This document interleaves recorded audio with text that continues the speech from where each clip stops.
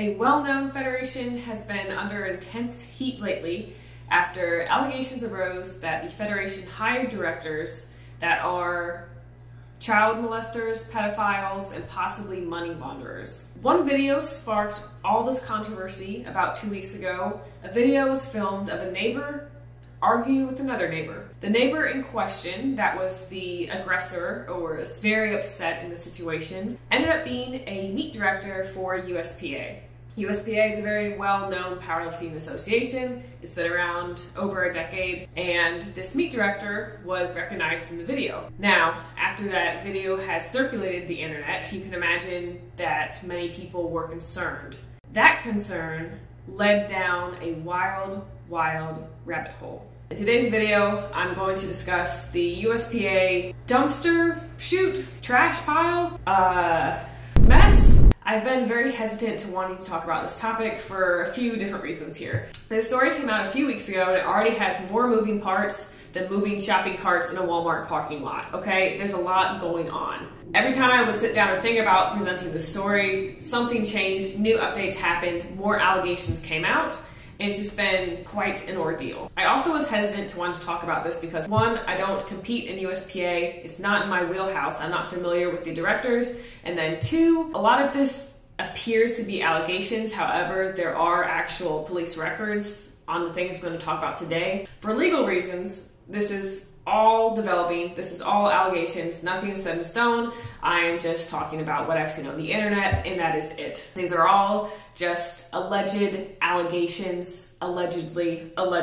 All right, so just a brief overview. It's just a federation that allows you to compete in powerlifting, squat, bench, deadlift, tested or untested, whether you want to take steroids or just lift natty. They have both. It's a very large federation that a lot of lifters like to compete in. A lot of people have world records in. Obviously, this has impacted thousands of different lifters. People are not sure whether meets are happening now with the developing stories. Some people have been fired already. It's a lot going on. The video that started it all was released a few weeks ago. The lady in question is a neighbor arguing with another neighbor. The other neighbor being Stephanie Bennett. Their neighbors have confirmed apparently this isn't the first time she went bananas on them. Interesting is this woman has been a problem in the past. It seems like the USPA always refused to do something about it. There's this guy Tyrell Sykes, who was the one who originally posted that video. He informed them way back in November that she was a problem. She apparently did something where she was basically robbing this gym and stiffed them out of some door fees. They held a meet there, and apparently that's how it goes, but it's you're supposed to get paid, I guess, if you let somebody host a meet in your gym. And then this guy Steve, the president of the USPA, just said, we'll look into it, and never followed up. And then, after those emails, this video surfaced. Here, thank you for the video, we'll address it. And then, even though they haven't addressed it, they're telling this guy to immediately remove the post and any videos concerning Stephanie Bennett. Stephanie Bennett is a director for USPA Vermont. When I say director, I mean they're in charge of meets and scheduling events, and they basically oversee any meets that happen there, any registration, money, things like that. They're just the director. Pretty straightforward. This video came to light, from what I can tell, and from what the internet has judged to be extremely overreactive. I'm not going to play this here because it is not appropriate for YouTube guidelines. Basically, Stephanie reacted in a bizarre way. This video blew up. And then this account, goob_you2, did a expose on this, which is where all this information is coming from. Basically pointed out that, hey, this is a meet director that talks to kids and adults and does all this stuff with them. Why is she acting so crazy? Allegedly. Now, you might be saying, okay, who cares? This is a one-off situation. USPA hired someone who should not have been maybe in charge of a huge organization in Vermont. USPA basically took care of the situation, said that she was no longer with them as soon as the video came out, basically. Now, that would be fine, it happens, mistakes happen, but with anything with the internet, when one thing opens, other people say, okay, hold up. People started DMing basically goob_you2 saying, okay, this is one other meet director and this is another meet director and I've had issues with this meet director, and that is where the shitstorm started. Down the rabbit hole we go. Goob found a picture of Stephanie with a few other meet directors at the USPA, one of those being Kimberly Sweat. Now, Kimberly Sweat has a arrest, I believe I can tell from the video. Special needs teacher, and was charged and pled no contest to beating a special needs kid. State police suspect that 46-year-old Kimberly Sweat physically assaulted the Derby Elementary School student on Monday. School officials mentioned the kid was 6 years old. allegedly abused a child with special needs and was still hired to run meets for USPA, which involve young kids. So you can tell this could be very concerning to a parent who trusts these directors who literally handle children on and off the platform and help them throughout the day, and talk to them, communicate with kids all the time. You know, if I was a parent, I would definitely not want someone who had a history of abuse to handle my child. Now, this turned up a very interesting fact. Back in 2020, which is nearly 3 years ago, USPA vowed to do background checks on all meet directors. Sexual abuse, did this include pedophiles, did this include XYZ? And USPA pretty much said, yes, we background check for all those things. As this story came to light of Kimberly Sweat and many others, it turned out there was no background checks, allegedly.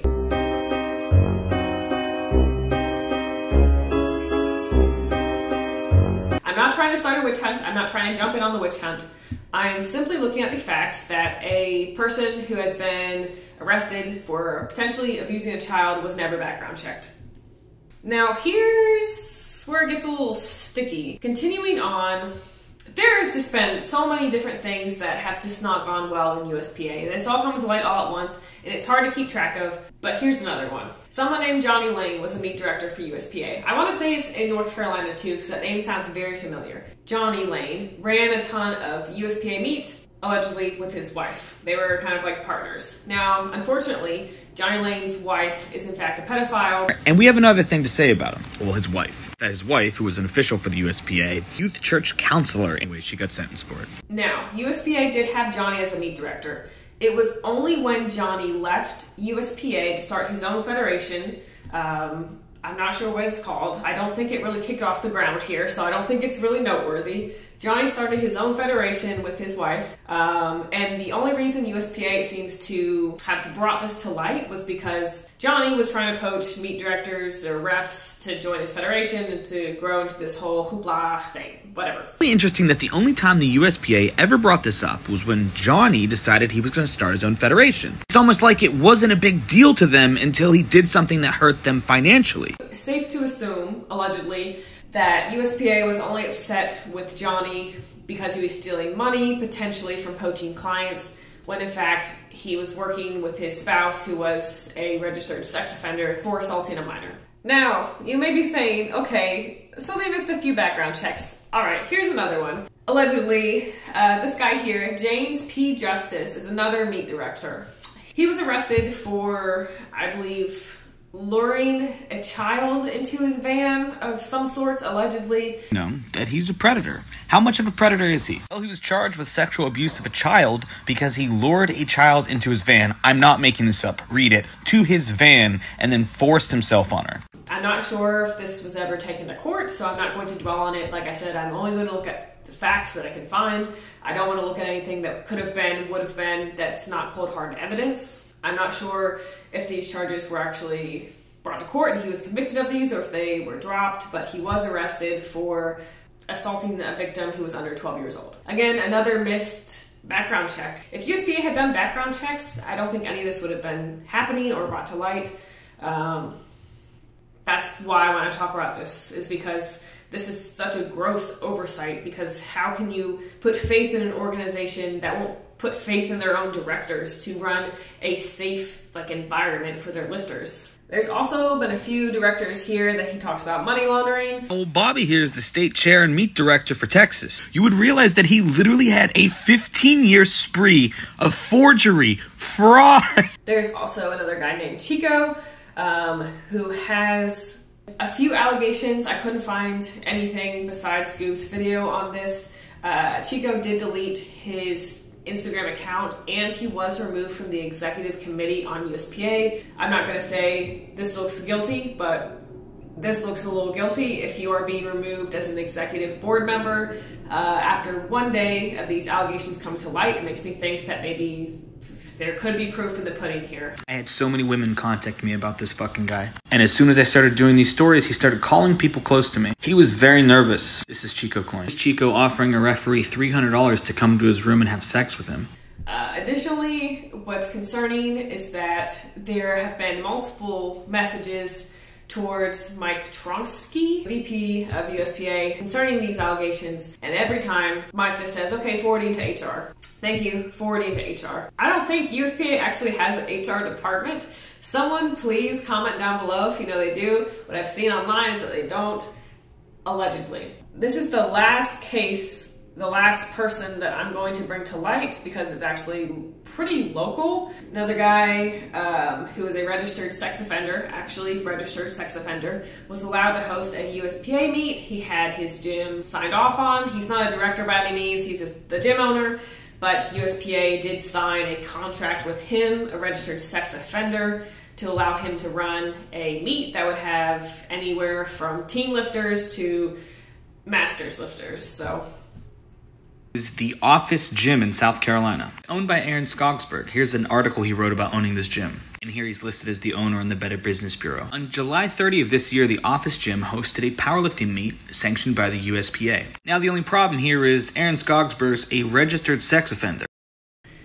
USPA's response has been, it was mixed. At the beginning, up until like tonight, when I'm recording this, it has been originally, we are going to look internally at our executive committee. We hear you. We're going to do some research and find out what's going on. That was the first step. The second step, we're going to have a phone call and decide on the meets that are upcoming that are either hosted by these directors or affiliates, and tell you guys that the lifters, you can still lift at these meets. They released another update. There have been so many updates. Like, whoever is running their social media, just make like one post. Like, you don't need 17 updates unless you really feel like you don't know what's happening. You're just like texting like a quadruple text. You can't get the words out fast enough. That's what it feels like. It feels like a panicked like update attack. The professional vibe was not there with these updates. The next of 20 updates that they gave was that the executive board was going to dissolve immediately. Basically, everyone was going to step down. Mike was going to step down. I'm not sure if they ever found their HR department in there, but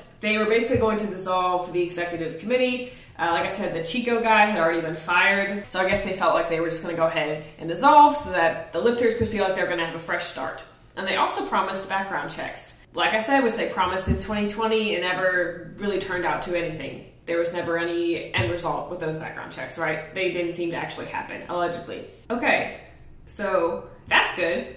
They're taking actions. They're going to start doing these background checks. They're going to get new meet directors to run these meets who don't have a criminal history. That's cool. That's good. Except for today, there's been a influx of social media posts. There's been an email that USPA lifters have received basically saying that everything is slander, that USPA is reviewing their legal options, and that the lifters should not trust anything that is being put out. These videos are fake news. They aren't real. Okay, guys, just calm down. Go ahead and re-sign your membership fees. They're about to run out. Just go ahead and renew for the next year. It's fine, guys, okay? They did that, and I don't know if this could just be a troll thing. I just found this by luck of the draw, but there's a USPA facts social media page that's been made. I feel like this could be a troll. Like, it doesn't look legit, but also a lot of things that don't look legit actually are associated with powerlifting federations. Like I don't think a lot of people use like Photoshop or like graphic design or anything. So this could be real. But it seems like USPA is starting to fight back, and maybe they felt like they folded a little too quick. Maybe they felt like they almost owned up to possible mistakes they could have made. So they're now backtracking on those a little bit and saying that, hey, this isn't true. This is fake news. Like I said, I cannot reiterate this enough. Videos on the internet are allegations until they are brought to the court of law. Some people that have been meet directors for USPA are registered sex offenders. Some of the directors or possibly affiliates, like gym owners who sanction a meet with USPA, are registered sex offenders. That is a fact that has been proven in law and a contract between USPA. The other allegations of the people I listed off on, I don't know. I'm just trying to keep up with the situation as best I can. It's just very disheartening to see that the background checks that were promised in 2020 were never fulfilled, because at the end of the day, the only thing I want people to take away from is that if you're going to compete in powerlifting, it should feel like a safe space. Like, you should not be worried that the guy who is reffing you is a bad dude. Like, you should feel empowered. You should be able to want to lift, just hit your numbers and not worry about all that other crap. So where does this leave us? Is USPA going to crumble? Is the federation going to fall apart? There are about 1,000 other federations of powerlifting that would love to go ahead and pick up those members. WRF, I think, WRPF, I can't remember, is a rival of USPA who does basically the untested side and tested side. So I'm sure they would be more than happy to get those members. But again, are they doing background checks on their refs and on their directors? I don't know. This story is still ongoing. I'm sure by the time I post this, there's going to be an update. I just want it to be resolved at this point. I want either the USPA to go ahead and do a third-party investigation on their practices and on their directors and start background check screening, and then hopefully refund people who may not have been able to compete or didn't feel safe competing under these circumstances. Obviously, it's just concerning to see any allegations come to light. I know this wasn't a fun, wacky video or anything, but I wanted to talk about this since powerlifting is so near and dear to my heart. And while I may not compete USPA, I would want to talk about this if this was the USAPL situation or an IPF situation. I just think it's important. Thank you guys so much for watching. Don't forget to subscribe, and I'll see y'all later. Bye.